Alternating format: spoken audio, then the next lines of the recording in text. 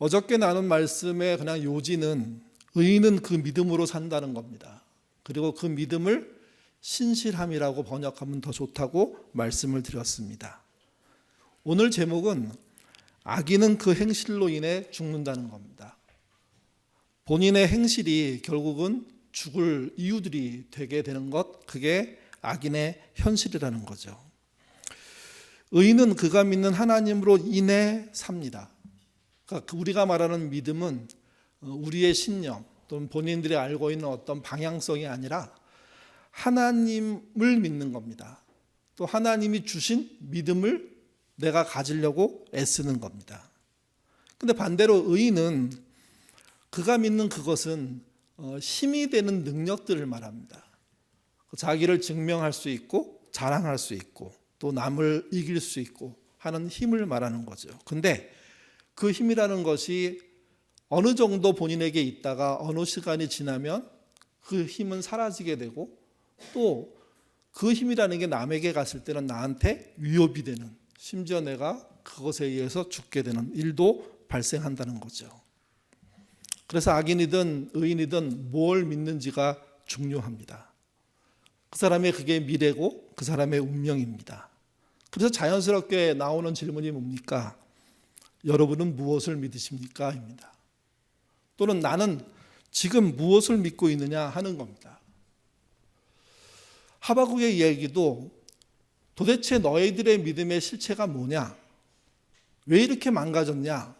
하는 이야기를 하고 이 망가짐에서 돌아올 수 있는 방법에 대한 이야기를 제시하고 있는 겁니다. 문제는 하나님을 믿는다고 하는 분들이 하나님에서 말씀하신 그 말씀을 믿기보다 돈의 힘을 믿고 권력의 힘을 믿고 성공과 출세의 힘을 믿고 산다는 거죠. 그리고 하나님께 계속 구합니다. 돈을 달라고, 권력을 달라고, 성공과 출세를 달라고.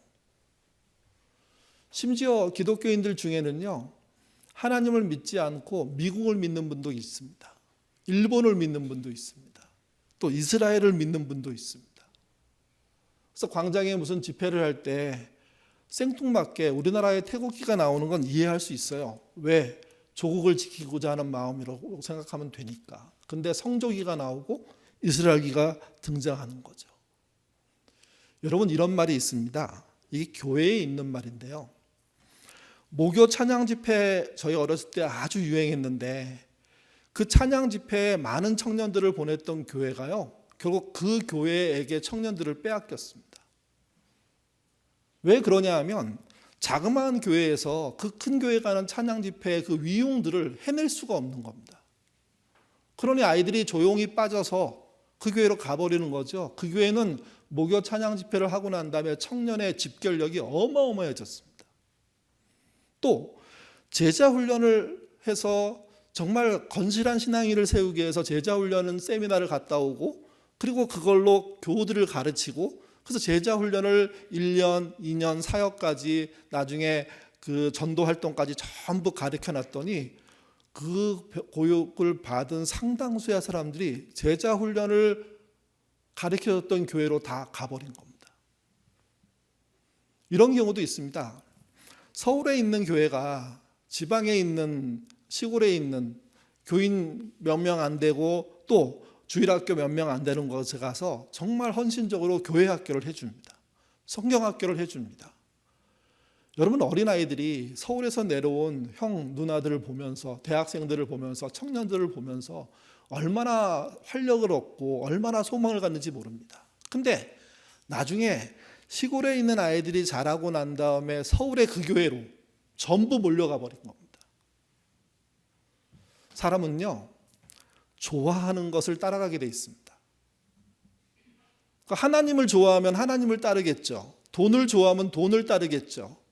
음악을 좋아하면 음악을 잘하는 대로 따라갈 겁니다. 미국을 좋아하면 미국을 따라가고 일본을 좋아하면 일본을 따라갑니다.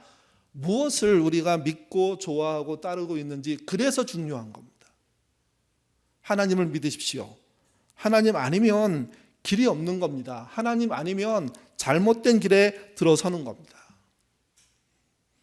저는 예인의 가족들 모두가 건강했으면 좋겠고요. 또 잘 살았으면 좋겠습니다. 하시는 일들이 잘 되기를 원해서 늘 기도하고 있고 가정과 일상이 안전하고 풍성하기 위해서 기도하고 있습니다. 그것은 당연한 것이고 그것 하지 않는 건 직무유기라고 저는 생각합니다. 근데 여러분, 신자가 스스로의 번영만을 위해서 신앙생활을 한다, 그건 다른 문제입니다. 중보기도하는 자가 건강이 걱정돼서 누군가의 건강을 챙기고 생활이 걱정돼서 그의 생활을 챙기고 그래서 십시일반으로 도울 수 있는 길들을 하는 거 필요하지만 신앙인의 목표가 나의 번영, 나의 출세라면 그건 길이 잘못 가고 있는 겁니다. 왜? 하나님은 사라지고 돈이 우대받는 삶이 되는 거죠. 그런 신앙은 결국 하루아침에 무너집니다. 하나님이 이스라엘, 유다를 망하게 하겠다 하는 말씀을 들은 하박국은 망노 위로 뛰어 올라갔습니다. 그리고 눈을 크게 뜨고 지평선 너머를 바라보면서 언제 적들이 쳐들어오는지 정말 항해하듯 그 망노에 서서 시간을 보내고 견디고 있습니다. 하나님이 한참 만에 대답하십니다. 근데 그 대답은 좀 엉뚱합니다. 무슨 말이냐면 왜 우리가 망해야 됩니까? 망하지 않게 해주십시오. 이렇게 말을 하는데 갑자기 너희를 망하게 할 나라가 있는데 그 나라에게 내가 경고한다 하는 식의 말을 하는 겁니다. 그러니까 질문과 답이 상당히 동떨어져 있는 듯이 진행이 되는데 그게 오늘 본문입니다. 어저께 우리가 2장 1절부터 4절을 나누면서 하나님이 갑자기 너희들이 어떤 상황에서도 이 말을 알아야 되고 읽어야 되고 기억하기 위해서 이것을 기록해놔라 하는 명령을 하는 부분을 읽었습니다. 그때 기록해야 될 말씀이 무엇이었냐? 의인은 그의 믿음으로 산다는 겁니다. 의인은 그 사람의 신실함으로 산다는 겁니다. 그러니까 이 구절을 예루살렘 성벽 가장 뚜렷하게 모든 사람이 보이는 그곳에 아주 커다랗게 붙여놔라 하고 주님이 권면합니다.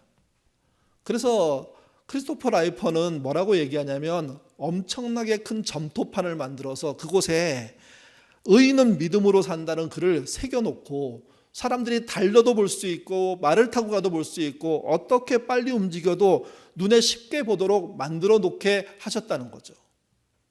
이 말씀이 실제 유대인들을 살리는 길이라는 겁니다.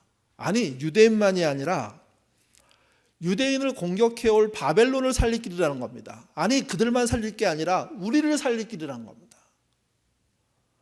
하나님을 믿는 그 믿음만이 우리를 살게 한다. 이 사실을 잊지 말라는 거죠.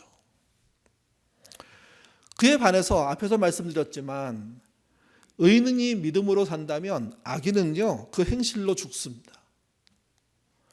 그 행실로 죽는다는 것을 오늘 본문은 어떻게 표현하고 있을까요? 5절부터 우리 5토막으로 나눠서 이야기를 좀 보도록 하겠습니다. 첫 번째 5절입니다. 읽겠습니다. 그는 술을 즐기며 거짓되고 교만하여 가만히 있지 아니하고 수월처럼 자기의 욕심을 넓히며 또 그는 사망 같아서 족한 줄을 모르고 자기에게로 여러 나라를 모으며 여러 백성을 모으나니. 5절에 등장하는 그는 남유다를 심판할 거라고 언급되고 있는 한 제국을 말합니다. 그리고 그 제국의 왕이라고도 할 수 있습니다. 그러니까 그는 뭘 즐기냐? 술을 즐긴답니다. 거짓되고 교만하여 가만히 있지 아니하고. 그러니까 술이라는 것 자체를 가지고 비유해서 설명하는 거죠. 술은 적당하게 사용하면 약이 됩니다. 혈액순환에 도움이 되고, 그래서 병원에 가서 좀 이렇게 삶의 활력을 느끼면서 혈액순환 잘 되게 하는 방법을 제시할 때 의사 선생님들 중에는 가끔씩 주무실 때 술 한잔 하고 주무시는 게 도움이 됩니다 하는 얘기를 하는 걸 들었습니다. 그러니까 술이라는 것 자체가 약이 된다는 게 성경에 쓰여 있는 실제 이야기이기도 하죠. 근데 여러분, 술이라는 것이 실제 약이 될 정도만 쓰이면 좋지만 중독으로 이어지면, 술에 의해서 취하게 되면 그건 얘기가 완전히 달라집니다. 그러니까 약도 되고 중독의 원인도 되는 그것은 적절하게 쓰는 것이 가장 중요하다는 거죠. 술을 즐기는데 그 다음에 따라오는 말이 거짓되고 교만하답니다. 그러면 잘못된 방향으로 가고 있는 겁니다. 거짓되고 교만해서 가만히 있지 않는다는 거죠. 결국은 술에 취해 중독돼 깊이 그 안으로 추락하는 모습으로 설명되고 있는데, 그 추락의 끝이 무엇이냐? 수월이라고 표현되어 있습니다. 수월은 죽음의 세계를 말합니다. 그래서 지옥이란 표현도 비슷하다 이렇게 생각하는 단어입니다. 그곳으로 추락한다는 거죠. 근데 주어가 이스라엘을 쳐들어올 나라, 그리고 그 나라의 왕을 가리킨다고 말씀드렸잖아요. 그들이 술에 취한다는 뜻이 뭘까요? 그 나라가 술에 취한다는 뜻이 뭘까요? 그게 그 다음에 나와 있는 굵은 표시로 되어 있는 글입니다. 여러 나라를 모으며 여러 백성을 모으나니. 여러분, 국가나 어떤 인격체는 모을 수 있는 게 아닙니다.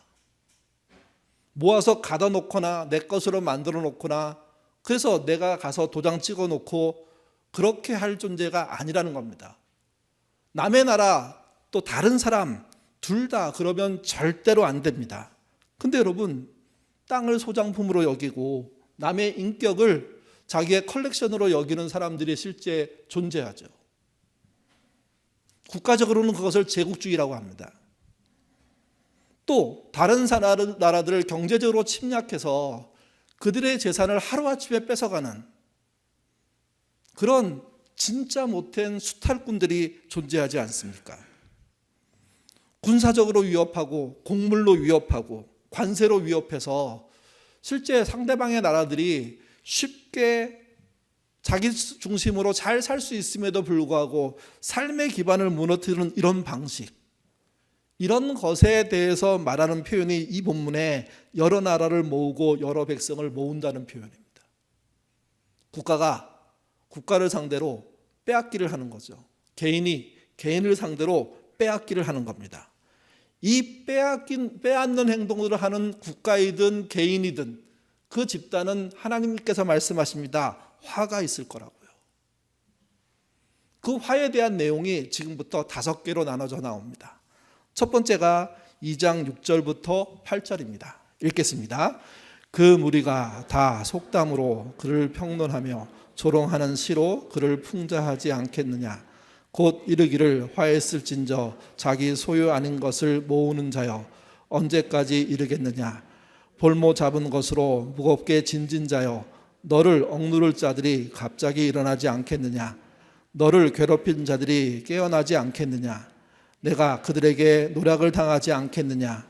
내가 여러 나라를 노략하였으므로 그 모든 민족의 남은 자가 너를 노략하리니 이는 내가 사람의 피를 흘렸으며 또 땅과 성읍과 그 안에 모든 주민에게 강포를 행하였음이니라.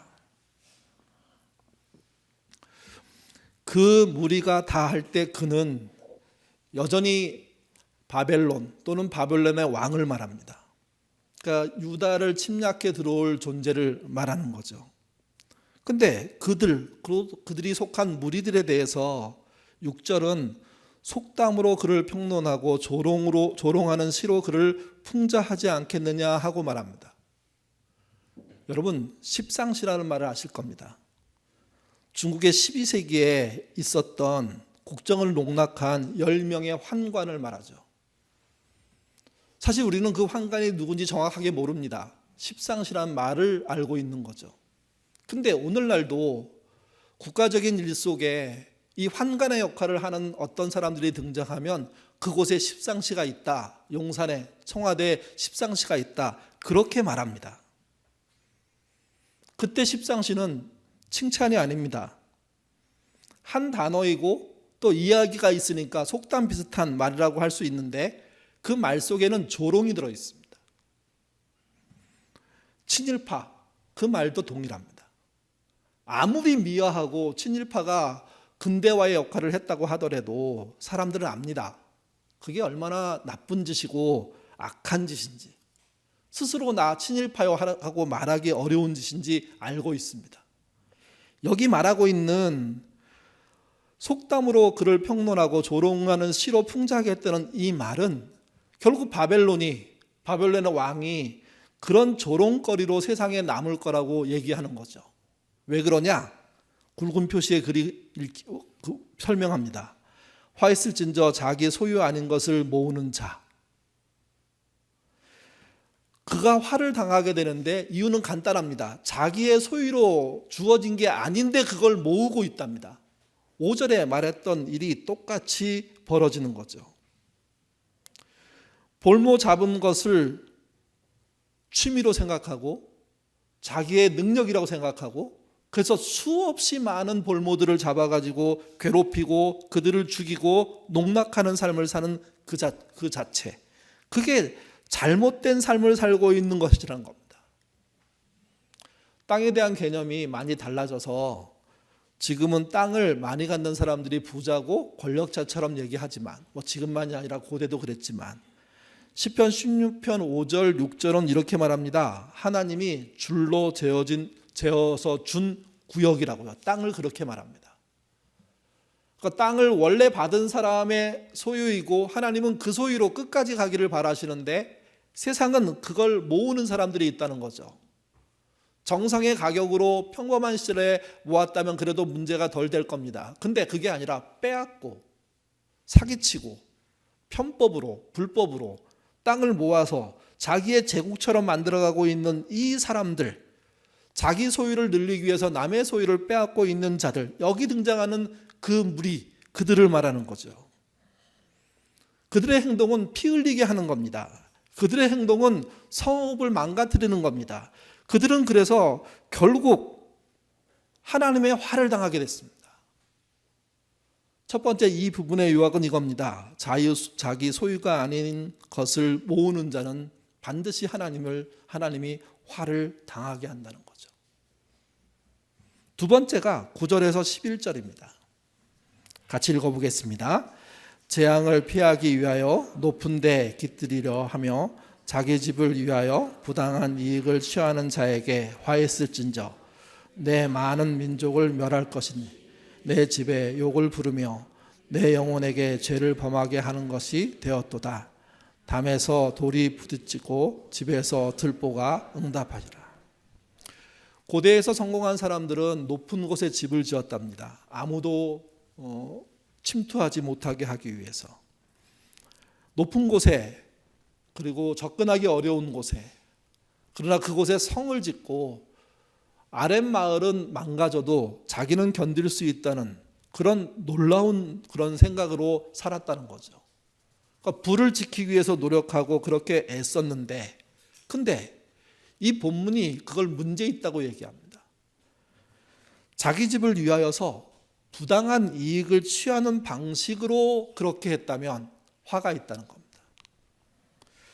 자신의 민족들까지도 그에 의해서 피해를 보는 형태가 일어난 거죠. 정상적인 부의 축적으로 큰 집을 갖는 건 죄가 아닙니다.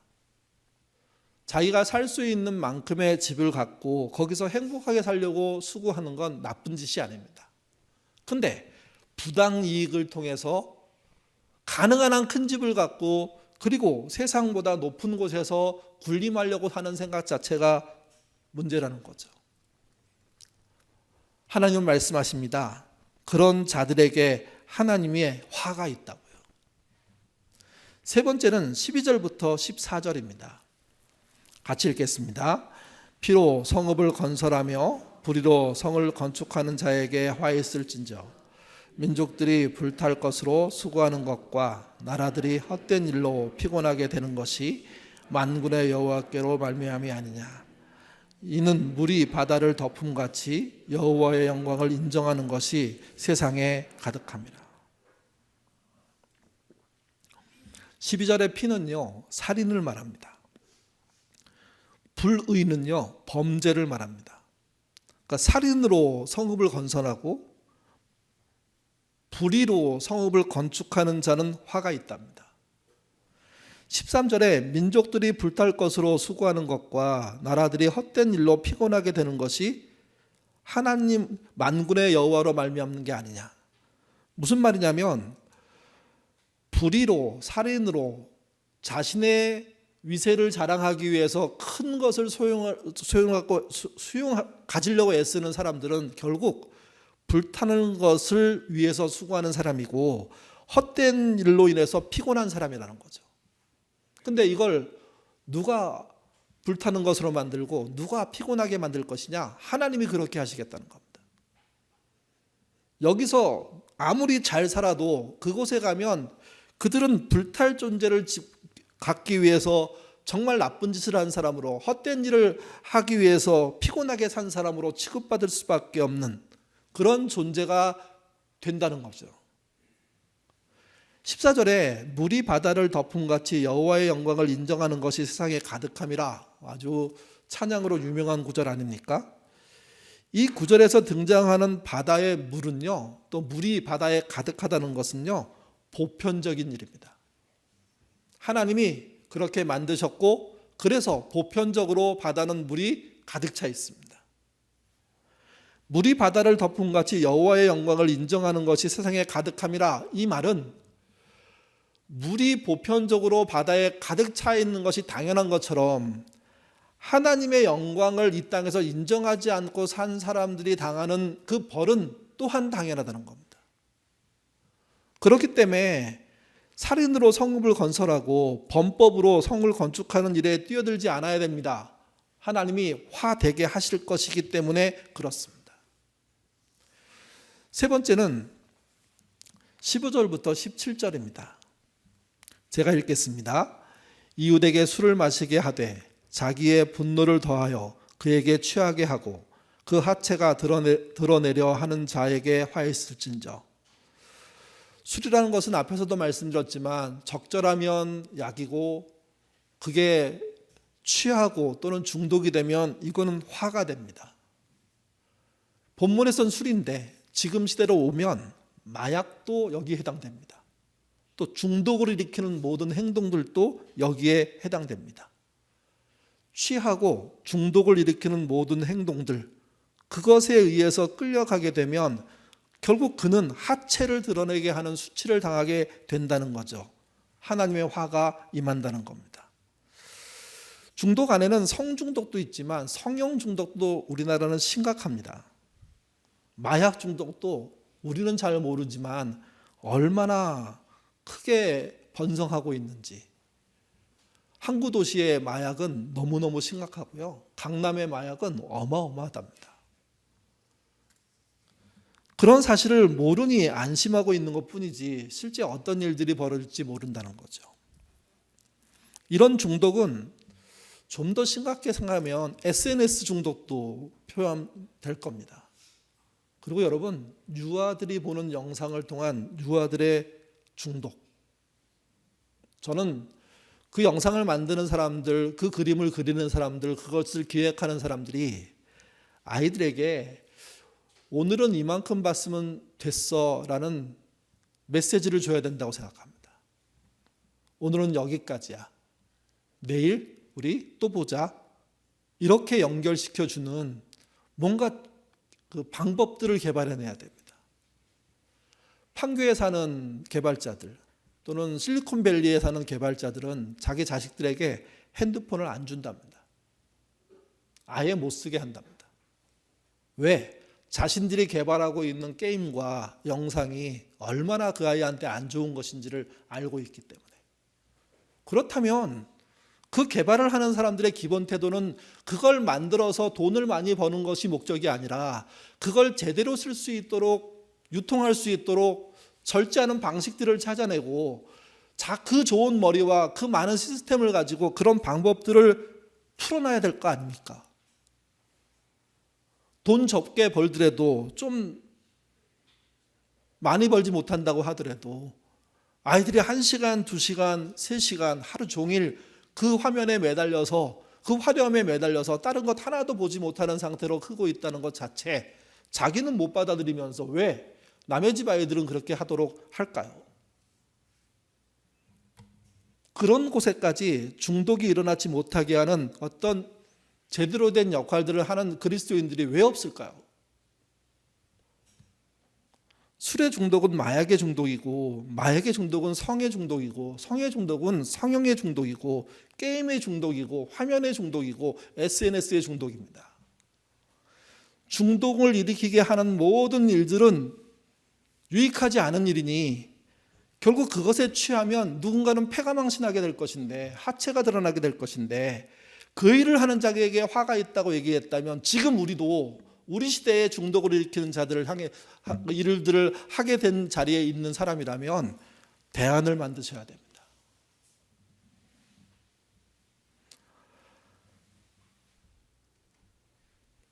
16절의 끝에 부분에 보면 여호와의 오른손이 나옵니다. 근데 이 본문에는 여호와의 오른손이 아니라 오른손의 잔입니다.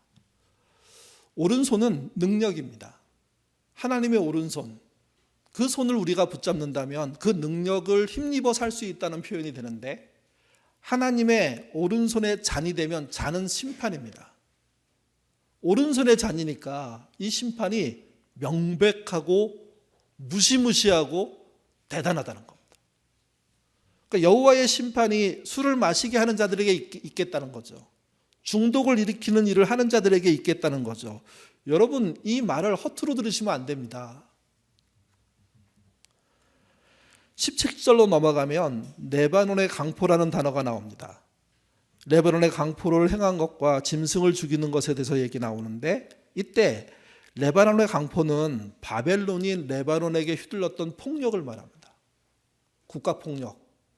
국가 대 국가가 싸우는데 불필요하게 잔인하게, 그리고 모든 것을 망가뜨리고, 그래서 그 나라가 다시 일어설 수 없게 만드는 그 폭력, 그걸 말합니다.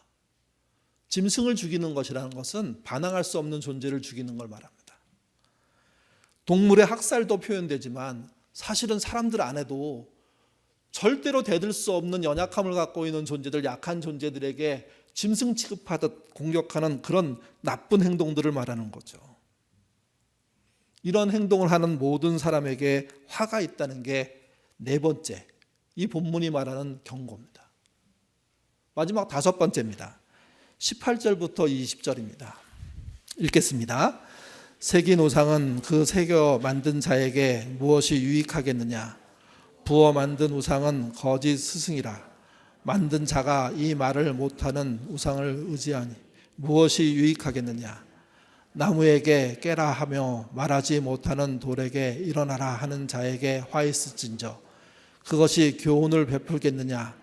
보라, 이 금과 은으로 입힌 것인즉 그 속에 생기가 도무지 없느니라.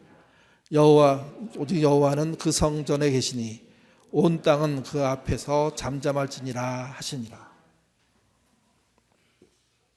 우상을 만들 일은 고대의 굉장히 큰 사업 중에 하나였습니다. 그리고 종교와 정치가 결탁하면서 이 우상 사업은 국가적으로 큰 비자금을 만드는 통로였습니다. 그래서 그들은 보호받으면서 아주 값비싼 우상들을 만들어서 팔았죠. 겉은 금으로 돼 있지만 안은 나무이거나 돌인 이 우상들은 실제 아무 힘도 없고 능력이 없습니다. 근데 우상이 진정한 스승이라고 우상을 새겨 만들도록 우상 새겨 만드는 사람도 존재하고, 동시에 국가적인 비호를 받으면서 하는, 그리고 그로 인해서 돈을 만들어내는 사람들이 존재했던 거죠. 우상은 그래서 실생활에 전혀 필요 없는 존재입니다. 근데 이것을 만들고 이것을 조장하는 그런 세력들이 존재하는 곳, 그게 일반적인 국가, 특별히 제국의 국가에서 벌어진 거라는 겁니다. 나무, 돌, 그게 실제인데, 겉은 금과 은인데 생기가 도무지 없는 것들을 팔고 만드는 것. 또 하나는 기존의 우상이 지겨워지고 새로움이 없어지자 새로운 우상들을 만들어내는 거죠. 새로운 모양과 새로운 재질과, 그래서 더 잘 응답되겠다고 표현하는 이런 장사꾼들의 우상 숭배와 우상 파리가 엄청난 문제인데 하나님은 그것을 가만히 두지 않겠다는 겁니다. 여러분, 오늘날도 우상의 숭배 또는 우상을 새롭게 만드는 방식의 일들은요, 충분히 가능하고 실제 많이 벌어지고 있습니다. 이 땅에 우상을 숨기는 사람들이 얼마나 많습니까? 이건 진짜 통계는 아니어서 다행스럽긴 하지만 점집을 찾아오는 사람의 3분의 1이 기독교인이다, 이렇게 말하는 입장이니까. 그러니까 교회 안까지도 충분히 들어와 있다는 거죠. 이게 그런 자들에게 화가 있다고 얘기합니다. 그리고 마지막으로 한 절 20절을 결론처럼 말합니다. 20절은 다시 한번 읽어보도록 하겠습니다. 오직 여호와는 그 성전에 계시니 온 땅은 그 앞에서 잠잠할지니라. 진정한 하나님은 당신의 성전에 계신답니다. 성전이란 그분의 보좌가 있는 지상의 자리입니다. 그 자리에 계신답니다. 그분은 원래 하늘 보좌에 계셨던 분이라는 이야기죠. 이 땅에 내려오시는 것, 그리고 내려오셔서 존재하는 그곳은 성전 딱 하나밖에 없다는 겁니다. 근데 이스라엘이 성전을 떠나서 우상을 숭배하니 화가 생기는 겁니다. 바벨론은 아예 성전도 없이 우상을 숭배하니 화가 되는 겁니다. 5가지를 나열해 드렸습니다. 들으면 들을수록 불편하고 우리도 자유롭지 않죠. 근데 이 이야기가 어디서 나왔는지를 한번 보셔야 됩니다. 우리가 이야기를 시작할 때 앞에 하박국이 너희 유대가 망한다 하는 이야기를 하나님으로부터 듣고 그것을 망하게 하기 위해서 적들이 쳐들어온다 하는 경고를 하니 그가 너무 답답해서 하나님께 문제 제기를 하면서 이런 법이 어디 있습니까 하고 대들었습니다.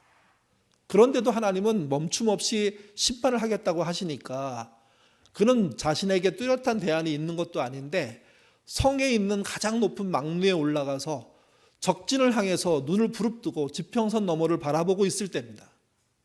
그때 하나님이 마치 이 문제에 대한 대안을 주실 것처럼 말씀하시면서 한 말이 뭐냐면 너희를 심판하러 온 그 나라가 결국 이런 5가지 문제 때문에 하나님의 화를 당하게 될 것이다 하는 이야기를 하신 겁니다.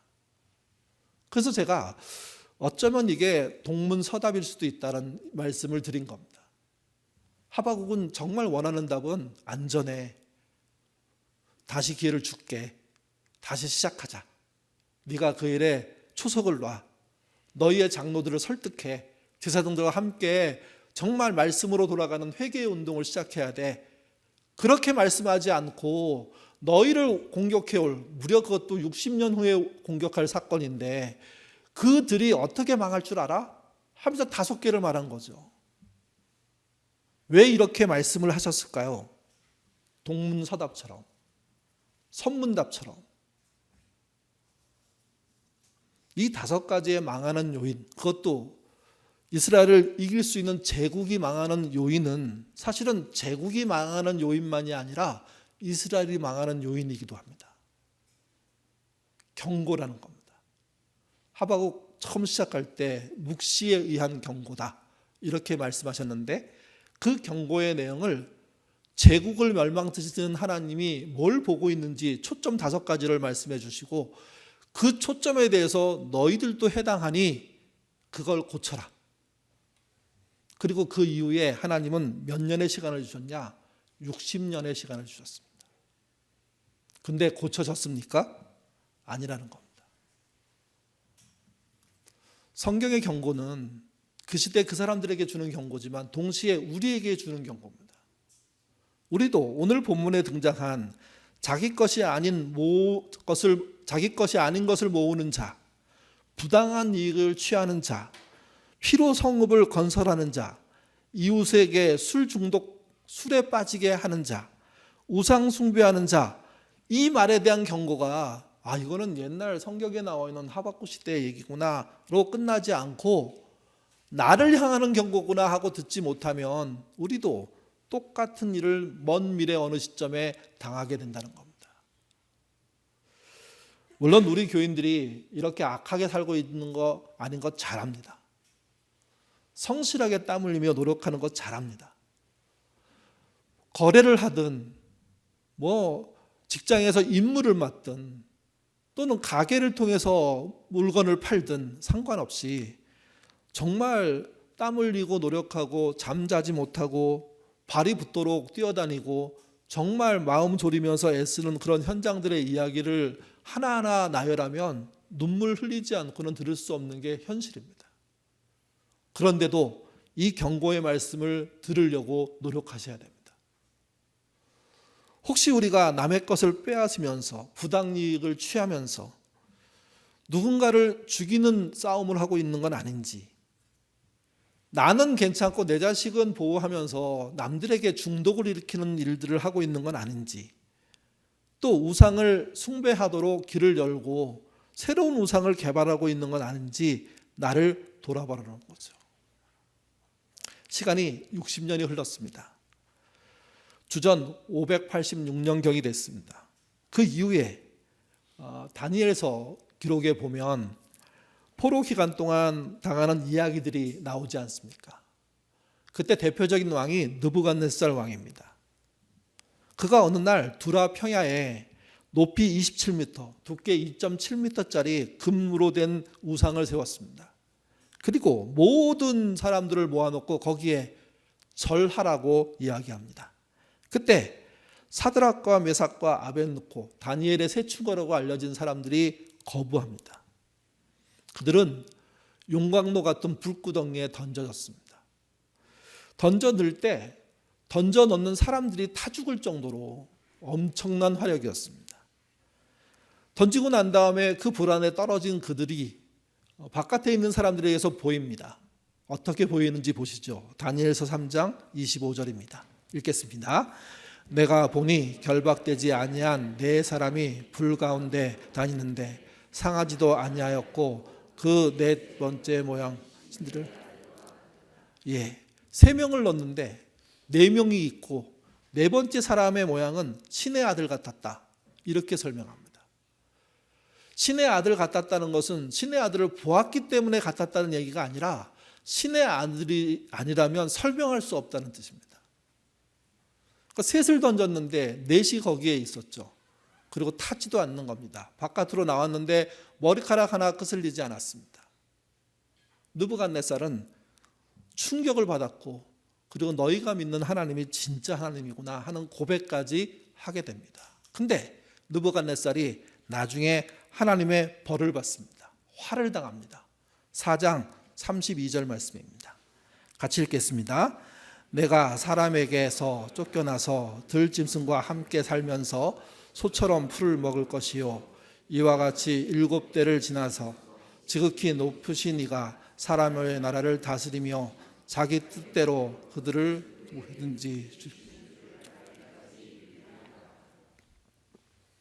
느부갓네살이 5개의 모든 범죄에 실제 저촉이 되는 사람이고, 그 사람이 마지막 우상 숭배의 모습까지 보여주고 난 다음에 결국 그는 하나님의 징계를 받았는데 7년 동안 들짐승처럼 왕이었는데 그렇게 살았답니다.